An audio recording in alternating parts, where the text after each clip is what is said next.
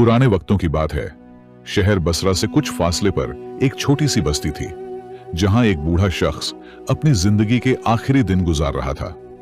वो अपनी जिंदगी की 80 बहारें देख चुका था। इस बूढ़े शख्स ने अपनी सारी जिंदगी गुर्बत में गुजारी, और जब उसकी मौत का वक्त करीब आया तो उसके पास 3 सोने की अशरफियां थीं।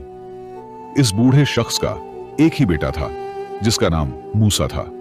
उसने अपने बेटे को अपने पास बुलाया और उसके सामने अपनी आखिरी ख्वाहिश का इजहार करने लगा। वह अपने बेटे से कहने लगा, मैं तुम्हारे लिए बहुत ज्यादा माल दौलत तो नहीं छोड़कर जा रहा, लेकिन मेरे पास 3 सोने की अशरफियां हैं। मेरी यह वसीयत है कि तुम इन 3 अशरफियों को खर्च न करना, बल्कि किसी नसीहत फरोश के पास जाओ और उसे यह अशरफियां देकर उससे नसीहतें खरीद लो, और वह जो भी तुमसे नसीहतें करे तुम उस पर अमल करना। मूसा ने अपने बाप की वसीयत को गौर से सुना और हां में सर हिलाया। कुछ दिनों के बाद वो बूढ़ा इस दुनिया से चला गया। बाप की मौत के बाद मूसा कुछ दिन गमगीन रहा। फिर जब उसका कुछ गम हल्का हुआ तो वह सोचने लगा कि उसे अपने बाप की वसीयत पर अमल करना चाहिए। चुनांचे उसने बाप के पुराने संदूक से 3 सोने की अशरफियां निकाली और नसीहत फरोश के पास चला आया। वो नसीहत फरोश एक गाड़ में बैठा था। उसके चेहरे की झुर्रियों से कई सालों का तजुर्बा छलक रहा था। मूसा उससे कहने लगा, मेरे पास सोने की अशरफियां हैं। अगर तुम मुझे एक नसीहत करोगे तो मैं तुम्हें सोने की एक अशरफी दूंगा। नसीहत फरोश ने मूसा से एक सोने की अशरफी ली और उससे कहने लगा, जब भी सर्दियों का मौसम हो और आसमान पर काले बादल छा जाए तो तुम कभी भी घर से बाहर मत निकलना, चाहे कुछ भी हो जाए। इतनी सी नसीहत करने के बाद वह बूढ़ा शख्स खामोश हो गया। मूसा अपने आप से दिल में कहने लगा, एक सोने की अशरफी के बदले इसने मुझे इतनी सी नसीहत की, यह तो आम सी बात है। फिर वो सोचने लगा कि अब मैं उससे एक दूसरी नसीहत पूछता हूं, शायद वो मुझे कोई काम की नसीहत कर दे। फिर वो बूढ़े नसीहत फरोश से कहने लगा, मेरे पास 2 सोने की अशरफियां और भी हैं, तुम मुझे कोई अच्छी सी नसीहत करो। उसने दोनों सोने की अशरफियां निकालकर बूढ़े के हाथ में रख दी। सोने की अशरफियां लेकर वह बूढ़ा उससे कहने लगा, तुम जब भी कोई तोता, बकरी या कुत्ते को फरोख्ता हुआ देखो तो उसे फौरन खरीद लो, चाहे उनकी कीमत जो भी हो, और उनका अच्छे से ख्याल रखना। फिर वो तीसरी नसीहत करने लगा, चाहे कुछ भी हो जाए, कभी किसी को अपना राज मत बताना, और कभी किसी चलती फिरती औरत को अपने घर में दाखिल ना होने देना। उसने जब यह नसीहत की तो बिल्कुल खामोश हो गया। मूसा अपनी तीनों अशरफियां इस बुजुर्ग के हवाले कर चुका था। अब उसके पास कुछ नहीं था, इसलिए वो वहां से उठा और अपने घर की तरफ रवाना हो गया। यूं ही वक्त गुजरता रहा। एक दिन मूसा ने अपने दोस्तों के साथ तिजारत के लिए दूसरे शहर जाने का इरादा किया। उनके रास्ते में एक मुश्किल और इंतहाई खतरनाक पहाड़ी आती थी। मुकर्रर दिन पर जब मूसा के दोस्त उसके पास आए और उससे सफर का पूछा तो मूसा ने आसमान की तरफ देखा। उसे स्याह काले बादलों का टुकड़ा नजर आया और वो अपने आप से कहने लगा, मैंने 3 सोने की अशरफियां देकर नसीहतें खरीदी हैं और लगता है उन पर अमल करने का वक्त आ चुका है। वो अपने दोस्तों से कहने लगा, मेरे ख्याल से आज हमें सफर पर नहीं जाना चाहिए और मौसम के ठीक होने का इंतजार करना चाहिए। शायद कल तक मौसम ठीक हो जाए, हम कल रवाना होंगे। लेकिन उसके साथी कहने लगे, मौसम तो अभी बिल्कुल ठीक है, तुम हमारे साथ आना चाहते हो तो आ जाओ, वरना हम तुम्हें तन्हा छोड़कर खुद चले जाएंगे। जिस पर मूसा ने जवाब दिया, ठीक है, तुम लोग जाओ, मैं आज सफर नहीं करूंगा। तुम्हें अगर ज्यादा जल्दी है तो तुम जा सकते हो। उसके दोस्त उसे डरपोक होने का ताना देने लगे और उससे कहने लगे, हाँ ठीक है, तुम अपने घर चले जाओ और घर में जाकर चूड़ियां पहन लो। यह कहकर उसके दोनों दोस्त सफर पर निकल पड़े। चलते चलते वो दोनों दोस्त उसी पहाड़ी के खतरनाक सिरे पर जा पहुंचे। वहां पर पहुंचते ही उन्होंने देखा कि अचानक मौसम खराब हो गया। आसमान पर बिजली कड़कने लगी और अचानक बर्फानी तूफान आ गया। वो दोनों दोस्त रास्ता भटक गए और खतरनाक तूफान की जद में आ गए। उन्होंने अपने आप को बचाने की बहुत कोशिश की, लेकिन तूफान ने उन्हें अपनी लपेट में ले लिया और वह दोनों वहीं पर मारे गए। जब अगला दिन हुआ तो आसमान बिल्कुल साफ हो चुका था। मूसा ने जब देखा कि आज मौसम बिल्कुल ठीक है तो उसने अपने सफर का आगाज किया और उसी पहाड़ी की तरफ चल पड़ा। उसी पहाड़ी के सिरे पर जाकर उसने देखा कि उसके दोनों दोस्त बर्फानी तूफान में मारे जा चुके हैं। वह अपने दोस्तों के करीब गया और उनका मुआयना करने लगा और उसने देखा कि उसके दोनों दोस्तों की जेब में इस दीनार से भरी हुई थैलियां थीं।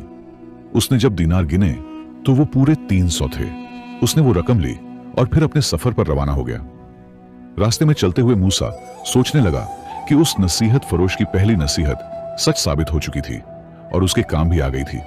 अगर उसने अपने बूढ़े बाप की वसीयत पर अमल न किया होता और उस नसीहत फरोश से नसीहतें न खरीदी होती तो शायद आज वह भी इस तूफान की जद में आकर अपनी जान से हाथ धो बैठता। लेकिन न सिर्फ वो अपनी मंजिल पर बाहिफाजत पहुंच गया, बल्कि उसे 300 दीनार पड़े हुए भी मिल गए, जिनकी कीमत उन 3 सोने की अशरफियों के बराबर थी।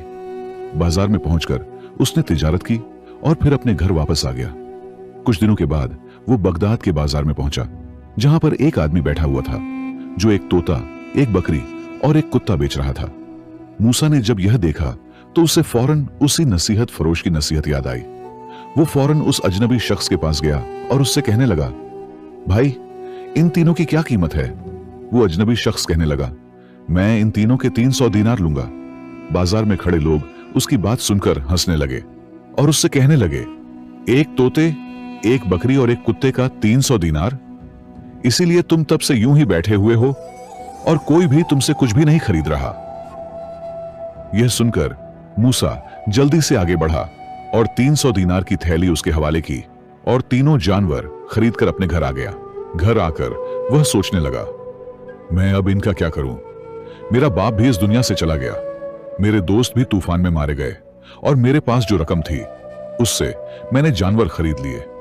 इन जानवरों की हालत भी बहुत बुरी है। अब मैं इनका क्या करूं?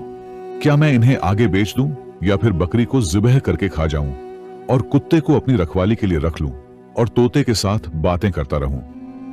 आखिर मैं इनका करूं तो करूं क्या? वह सारा दिन इन्हीं ख्यालों में डूबा रहा। रात का वक्त हुआ तो वह पड़े पड़े सो गया। रात को उसने ख्वाब देखा, एक बहुत बड़ा खजाना किसी गाड़ में पड़ा है और वह खुद नंगे पांव पहाड़ों में भटकता हुआ उस गाड़ की तलाश कर रहा है। सुबह जब मूसा की आंख खुली तो वह अपने उसी ख्वाब के बारे में सोचने लगा। उसे समझ नहीं आ रही थी कि उसका ख्वाब सच्चा है या झूठा, लेकिन उसने फैसला किया कि वह घर में भी फारग ही पड़ा है, क्यों ना वो उस गाड़ को तलाश करे। वो फौरन से उठा और उस गाड़ की तलाश में निकल पड़ा। वो सारा दिन पहाड़ों में घूमता रहा, लेकिन उसे वो गाड़ ना मिली। इसीलिए उसने कुछ घास काटी और अपने तीर कमान से एक शिकार किया और फिर घर आ गया। घर आकर उसने घास बकरी के आगे डाल दी और जो शिकार था उसमें से कुछ कच्चा गोश्त कुत्ते को डाल दिया और कुछ खुद पकाकर खा गया, जबकि तोते के सामने उसने कुछ बाजरा डाल दिया। अब यह उसका रोज का मामूल बन चुका था। वो सारा दिन उस गाड़ की तलाश करता और फिर शाम के वक्त शिकार करता और घास लेकर घर आ जाता। उसे ऐसा करते हुए काफी अरसा गुजर चुका था, लेकिन उसे नाकामी का सामना करना पड़ा। एक दिन जब वह घर में बैठा था तो उसके जहन में उसी नसीहत फरोश का ख्याल आया। उसने सोचा कि उसे एक मर्तबा फिर उसके पास जाना चाहिए, हो सकता है वह उसकी कुछ मदद कर दे। वो फौरन नसीहत फरोश के पास पहुंचा और उसे अपना ख्वाब सुनाया और फिर उससे एक नसीहत की दरख्वास्त करने लगा। लेकिन उस नसीहत फरोश ने उसे कोई नसीहत न की और सिर्फ इतना ही कहा, मैंने तुम्हें जो नसीहतें की थीं तुम्हारे लिए वही काफी हैं। तुम उन्हीं नसीहतों पर अमल करते हुए अपनी जिंदगी गुजारो। हालात जैसे भी हो जाए तुम कभी हिम्मत ना हारना। यह कहकर वो बूढ़ा शख्स खामोश हो गया और मूसा वहां से चला गया। मूसा फिर वापस अपने घर आ गया। घर आकर उसने देखा कि वह तोता अपने पिंजरे से निकलकर वहां से उड़ चुका था और जब बकरी ने उसे वहां से उड़ते हुए देखा तो वह भी उसके पीछे भागने लगी और वह दोनों वहां से बहुत दूर चले गए। मूसा तोते और बकरी को घर से गायब देखकर बहुत परेशान हुआ, लेकिन चूंकि रात का वक्त हो चुका था इसलिए उसने फैसला किया कि अब वह सुबह उनकी तलाश में निकलेगा। वह सारी रात यही सोचता रहा कि मेरे इस ख्वाब ने मुझे कोई फायदा नहीं दिया और मैं इसके पीछे भटकता रहा, लेकिन कोई भी खजाना मेरे हाथ नहीं आया, जबकि मेरा तोता और मेरी बकरी भी मेरे हाथ से चले गए। सुबह का वक्त हुआ तो मूसा ने अपने कुत्ते को साथ लिया और तोते और बकरी की तलाश में निकल पड़ा। मूसा ने देखा कि उसका कुत्ता बहुत होशियार था, जिस रास्ते से बकरी चलती जा रही थी वो उसे सूंघता हुआ पहाड़ों की तरफ निकल गया, जबकि मूसा उसके पीछे पीछे चलता रहा। वो कुत्ता पहाड़ों के एक अजीब से रास्ते पर जा पहुंचा और एक गाड़ के सामने जाकर रुक गया। मूसा ने जब इस गाड़ को देखा तो हैरानों परेशान हो गया, क्योंकि यह वही गाड़ थी जो उसने ख्वाब में देखी थी। जब वह अंदर गया तो अंदर न सिर्फ तोता और बकरी थी, बल्कि वहां पर एक आदमी का ढांचा भी मौजूद था, जिसके पास एक संदूक भी पड़ा था। मूसा ने जब संदूक खोला तो वह खजाने से भरा हुआ था। यूं मालूम होता था जैसे वो आदमी इस तोते का मालिक था और वह अपना खजाना लेकर कहीं जा रहा था, लेकिन किसी वजह से वह अपनी जान से हाथ धो बैठा। अब मूसा इस खजाने का मालिक बन चुका था। उसने अपने जानवरों और संदूक को साथ लिया और अपने घर वापस आ गया। कुछ ही दिनों में उसके हालात बदलने लगे। उसने खजाने का थोड़ा सा हिस्सा लिया और अपने लिए एक घर तामीर किया। उसका बाप इस दुनिया से जा चुका था और उसके कोई दोस्त भी नहीं थे। जानवरों के अलावा उसका कोई नहीं था, इसलिए उसने फैसला किया कि अब उसे शादी कर लेनी चाहिए। मूसा एक औरत को पसंद करता था। मूसा ने उस औरत से शादी कर ली। शादी के बाद मूसा अपनी जिंदगी हंसी खुशी गुजारने लगा। मूसा अपनी 2 नसीहतों पर अमल कर चुका था, लेकिन तीसरी नसीहत का इम्तिहान अभी भी बाकी था। कुछ वक्त गुजरा। एक दिन मूसा की बीवी उससे पूछने लगी, मूसा, आपने मुझे आज तक नहीं बताया कि आपके हालात कैसे बदले। शादी से पहले आप बहुत गरीब हुआ करते थे, लेकिन अचानक आपके पास इतना माल आया कहां से? आखिर वो कौन सा राज है जो आज तक आप मुझसे छुपाते हुए आ रहे हैं? मूसा, क्योंकि अपनी नसीहतों का पाबंद था, इसलिए वो हमेशा अपनी बीवी के सवालों को टाल देता। लेकिन आखिर कब तक? वो अपनी खूबसूरत बीवी की बातों में आ ही गया, और वैसे भी उसका जहन उसे इस बात पर तैयार करने लगा कि यह औरत उसकी बीवी है और मियां बीवी के दरमियान कोई भी बात राज नहीं होती। आखिरकार उसने अपनी बीवी को अपने ख्वाब और खजाने का सारा वाकया सुना दिया, जिसे सुनकर वह हैरान रह गई। यूं ही वक्त गुजरता गया। इत्तेफाक से उसी गांव में एक मक्कार बुढ़िया आई जो बहुत चालाक थी और ठगबाजों के एक गिरोह की सरदार थी। उसे भी इस बात का इल्म हो चुका था कि इस गांव में एक मूसा नामी शख्स रहता है जो दिनों में अमीर हो चुका है। उसके पास कोई खजाना है। अब उसकी नजर मूसा की दौलत पर थी। उस मक्कार औरत ने एक चाल चली। उसने एक नेक औरत का रूप धार लिया और जब मूसा घर पर नहीं था तो उसने दरवाजे पर दस्तक दी। उसकी बीवी ने जब दरवाजा खोला, वो उसके सामने नेक और पारसा होने का ड्रामा रचाने लगी। मूसा की बीवी बहुत नेक और रहमदिल थी। वो उसकी नेक बातों पर यकीन करने लगी। वो उसे अंदर ले आई और उस बुढ़िया की खिदमत करना शुरू कर दी। अब उस मक्कार बुढ़िया ने अपना मामूल बना लिया कि जब भी मूसा घर पर मौजूद न होता तो वो उसकी बीवी से मिलने चली जाती।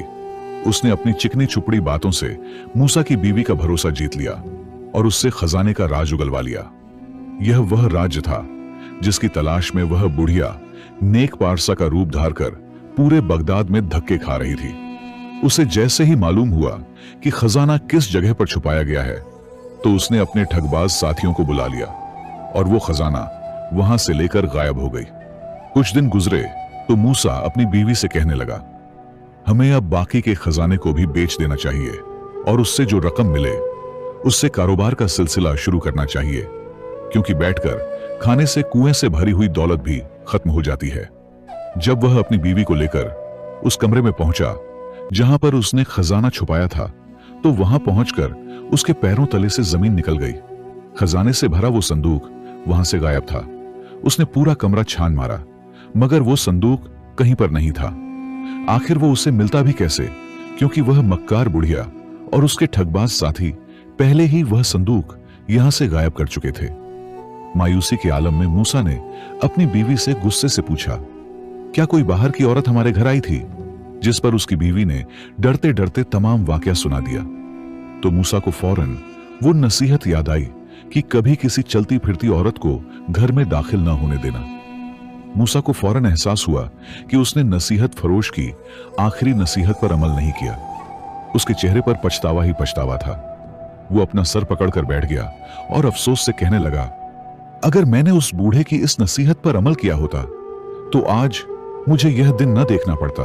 फिर अचानक उसे याद आया कि आखिरी दफा जब वो उस नसीहत फरोश के पास आया था तो उसने कहा था कि कभी हिम्मत ना हारना और अपने फैसलों से सीखते रहना।